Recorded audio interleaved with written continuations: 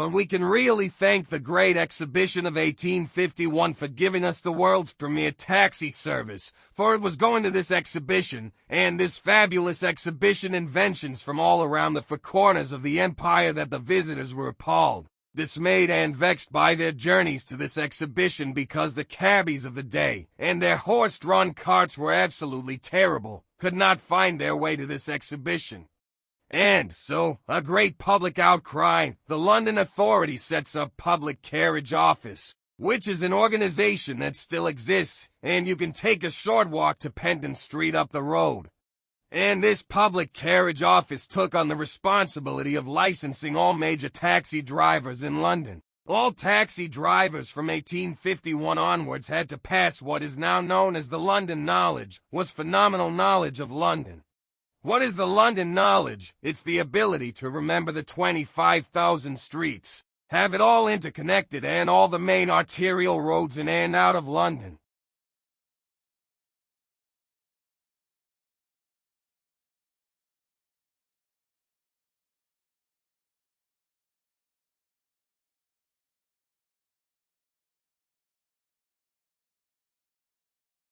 China and India has adopted the gross national happiness as the central index of the government policy and actually has a good deal of success in education and in health and in economic growth and in environmental preservation. They have a rather sophisticated way of measuring the effects of different policies on people's happiness. They are the only country to go that far. But you are now beginning to get other countries interested enough to do kind of white paper policy analyses of happiness research. What effects would it have if we used it more for public policy? You are beginning to get countries like Australia, France, Great Britain, that are considering publishing regular statistics on happiness. So it is beginning to become a subject of greater interest for policymakers and legislators in different advanced countries.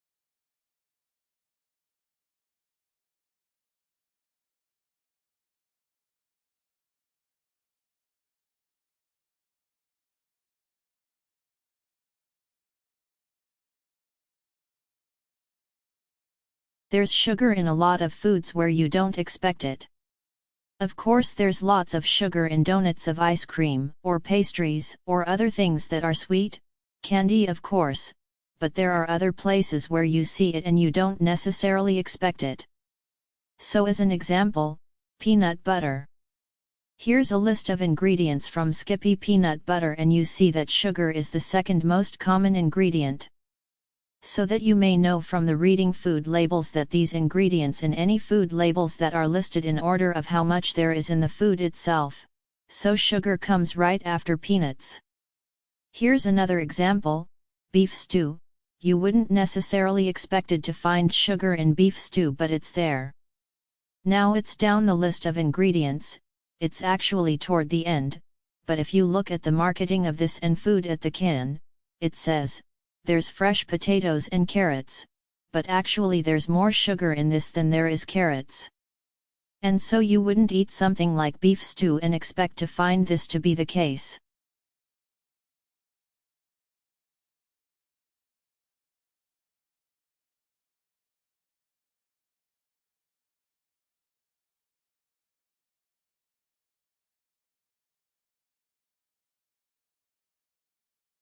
The continental coastline therefore extended much further out into the Timor Sea than it does today, and Australia and New Guinea formed a single landmass, known as CHAHAL, connected by an extensive land bridge across the Arafura Sea, Gulf of Carpentaria and Torres Strait. The ancestral Australian Aboriginal peoples were thus long established and continued to develop diversity and settle through much of the continent. As the sea levels again rose at the terminus of the most recent glacial period some 10,000 years ago, the Australian continent once more became a separated landmass. However, the newly formed 150 kilometers wide Torres Strait with its chain of islands still provided the means for cultural contact and trade between New Guinea and the northern Cape York Peninsula. During the 1970s and 1980s, around 120,000 Southern Asian refugees migrated to Australia. During that 20 years, Australia first began to adopt a policy of what Minister of Immigration A.I. Grassby termed multiculturalism. In 2004-05, Australia accepted 123,000 new settlers, 19 a 40% increase over the past 10 years. The largest number of immigrants, 40,000 in 2004-05, moved to Sydney. The majority of immigrants came from Asia, led by China and India.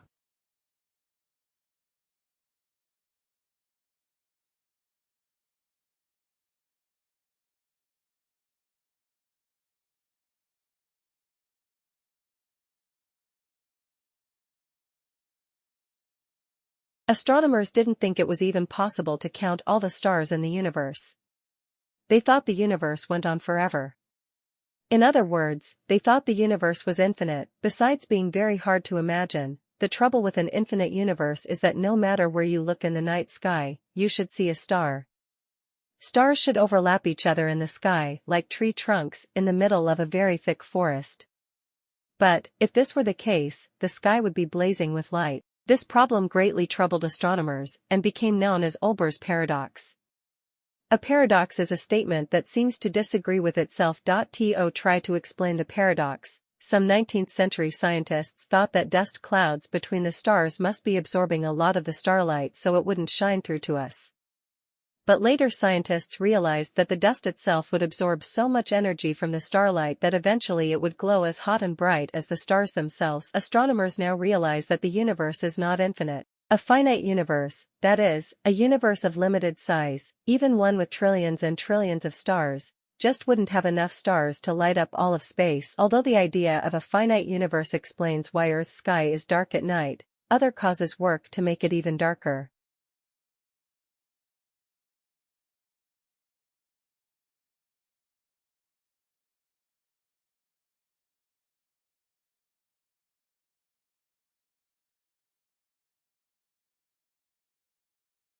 A farming technique practiced for centuries by villagers in West Africa, which converts nutrient-poor rainforest soil into fertile farmland, could be the answer to mitigating climate change and revolutionizing farming across Africa. A global study by researchers has for the first time identified and analyzed rich fertile soils found in Liberia and Ghana. They discovered that the ancient West African method of adding charcoal and kitchen waste to highly weathered, nutrient-poor tropical soils can transform the land into enduringly fertile, carbon-rich black soils which the researchers dub African dark earths. Similar soils created by Amazonian people in pre-Columbian eras have recently been discovered in South America, but the techniques people use to create these soils are unknown. Moreover, the activities which led to the creation of these anthropogenic soils were largely disrupted after the European conquest.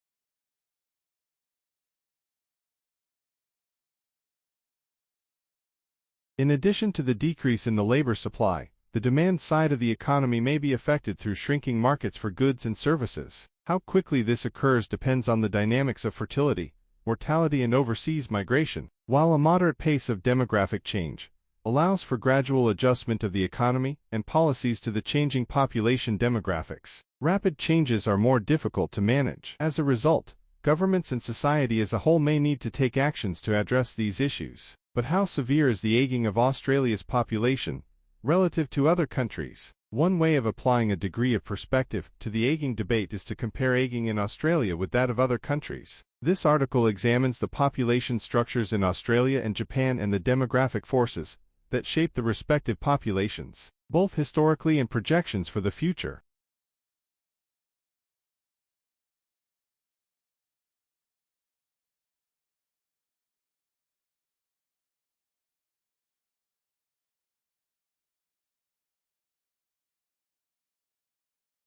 In addition to the decrease in the labor supply, the demand side of the economy may be affected through shrinking markets for goods and services. How quickly this occurs depends on the dynamics of fertility, mortality and overseas migration, while a moderate pace of demographic change allows for gradual adjustment of the economy and policies to the changing population demographics. Rapid changes are more difficult to manage. As a result, governments and society as a whole may need to take actions to address these issues. But how severe is the aging of Australia's population relative to other countries? One way of applying a degree of perspective to the aging debate is to compare aging in Australia with that of other countries. This article examines the population structures in Australia and Japan and the demographic forces that shape the respective populations, both historically and projections for the future.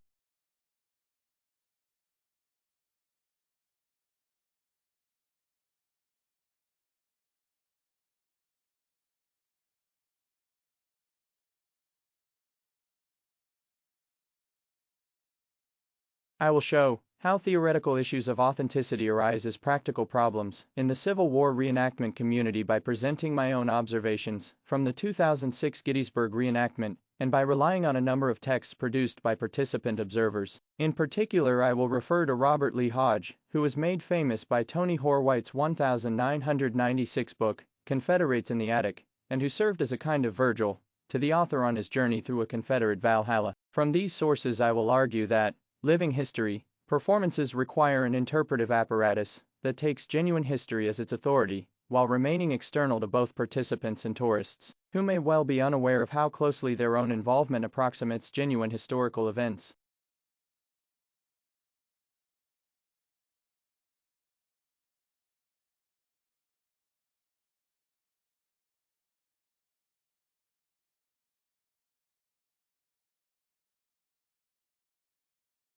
A mini helicopter modeled on flying tree seeds could soon be flying overhead. Evan Ulrich and colleagues at the University of Maryland in College Park turned to the biological world for inspiration to build a scaled-down helicopter that could mimic the properties of full-size aircraft. The complex design of full-size helicopters gets less efficient when shrunk, meaning that standard mini helicopters expend most of their power simply fighting to stay stable in the air. The researchers realized that a simpler aircraft designed to stay stable passively would use much less power and reduce manufacturing costs to boot. It turns out that nature had beaten them to it. The seeds of trees such as the maple have a single blade structure that allows them to fly far away and drift safely to the ground. These seeds, known as samaras, need no engine to spin through the air, thanks to a process called occultation. By analyzing the behavior of the samara with high-speed cameras, Ulrich and his team were able to copy its design.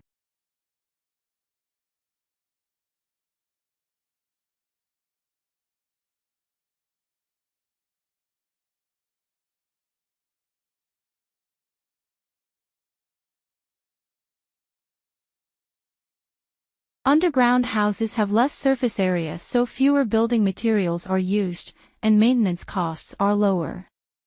They are also wind, fire, and earthquake resistant, providing a secure and safe environment in extreme weather. One of the greatest benefits of underground living is energy efficiency. The Earth's subsurface temperature remains stable, so underground dwellings benefit from geothermal mass and heat exchange, staying cool in the summer and warm in the winter. This saves around 80% in energy costs. By incorporating solar design, this energy bill can be reduced to zero, providing hot water and heat to the home all year round.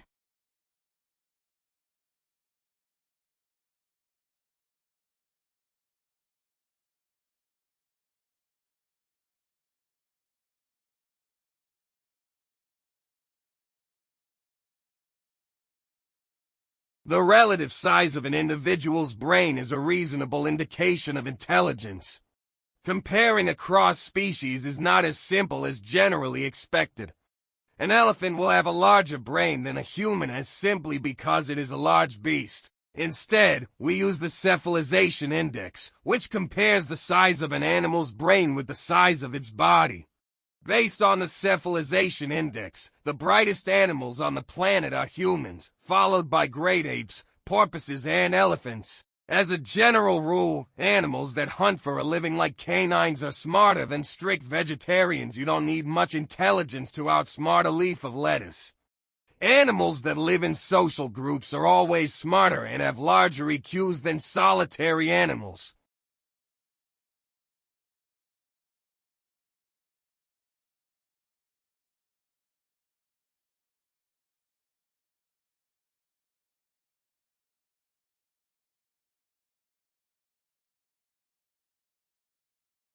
Computer-controlled, the grid is able to manage instant variations in supply and demand and provides a real-time power balance. Far more complex than anything in existence today, it is called a smart grid. This technology is a new frontier in power supply and seen as a green solution to current outdated management systems. When introduced, smart grids will result in energy savings and will allow consumers a choice in their electricity charges and to be able to select the cheapest time slots. The difficulty for the energy industry is that smart grids do not exist in reality and the power companies cannot experiment with existing supplies. Without an actual grid to conduct research on, Professor Wu has had to design a simulated laboratory including input from theoretical wind generators and solar panels to feed into a constantly operating system. For an authentic approach, researchers built various types of equipment failures into the grid to test the system, and it works.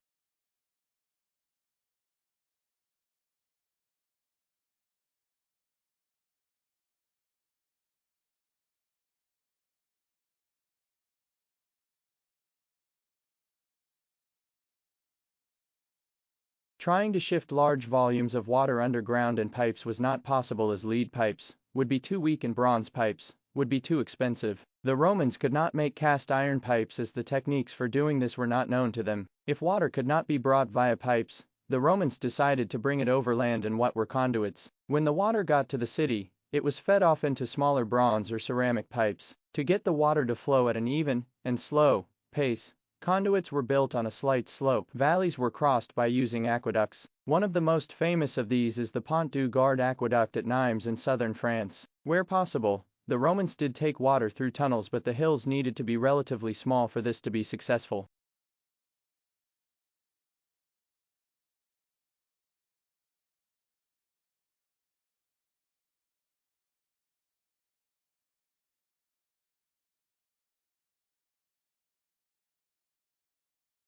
By the 15th century, rockets were being used in Europe for military and peaceful purposes.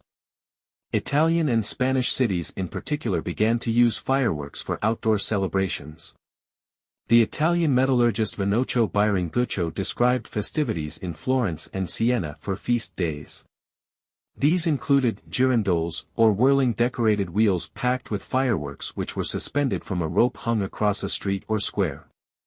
Fireworks were also used in the German lands. An elaborate color-painted book commemorates the Schembart Carnival of Nuremberg, which saw men dressed in brightly colored costumes parading through the town. Often these included some kind of pyrotechnics. One image shows a man wearing a hat in the form of a castle with fireworks and smoke shooting up from the towers, and interestingly, what looks like a smoking artichoke. Included.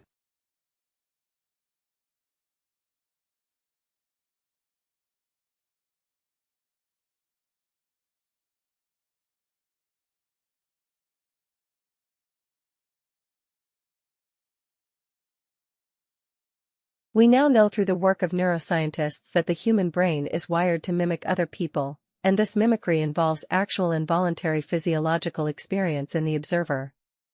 Human beings tend to imitate actions that they see. Physiologically, our brains include mirror neurons, which react to actions that are seen as if we are doing the action ourselves. It is largely an unconscious and automatic experience. When we hear people speak, observe their vocal nuances, watch their posture, gestures, and facial expressions, etc., neural networks in our brains are stimulated by the shared representations, generating feelings within us that reflect the experience of those we are observing.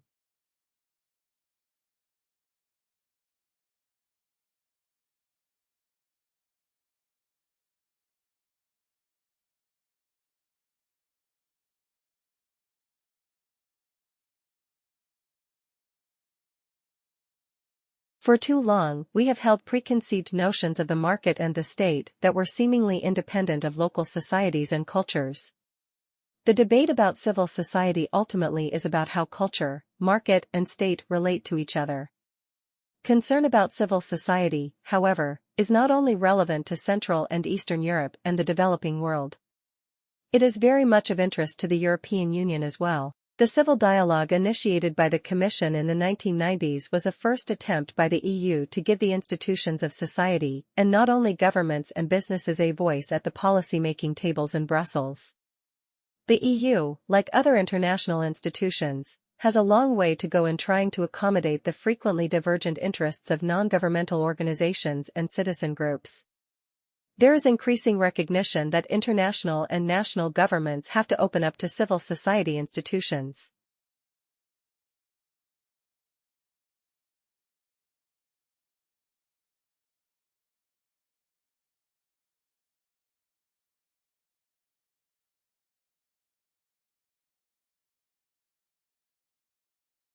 Increasingly, we are moving away from a linear relationship between education, training, work, and retirement, as people move in and out of jobs, careers, caregiving, study, and leisure. Employers of choice remove the barriers between the different segments of people's lives by creating flexible conditions of work and a range of leave entitlements. They take an individualized approach to workforce planning and development so that the needs of employers and employees can be met simultaneously. This approach supports the different transitions that occur across the life course, for example, school to work, becoming a parent, becoming responsible for the care of older relatives, and moving from work to retirement.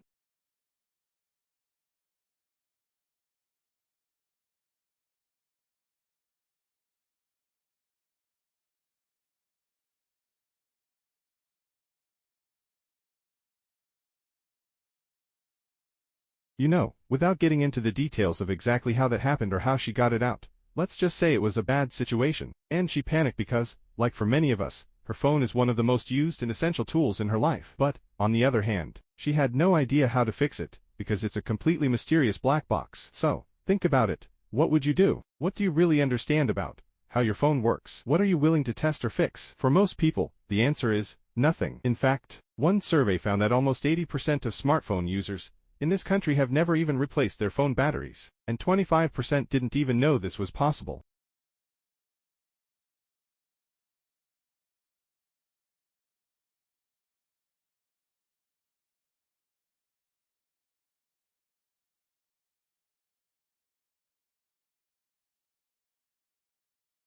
You've heard about SARS, AIDS, and bird flu. Now researchers from Australia claim we're about to be hit by a new epidemic, motivational deficiency disorder. According to the British Medical Journal, 1 in 5 people are said to suffer from motivational deficiency disorder, or MODD, and most don't even know they have it. Symptoms include being unable to get out of bed in the morning, being trapped on the couch,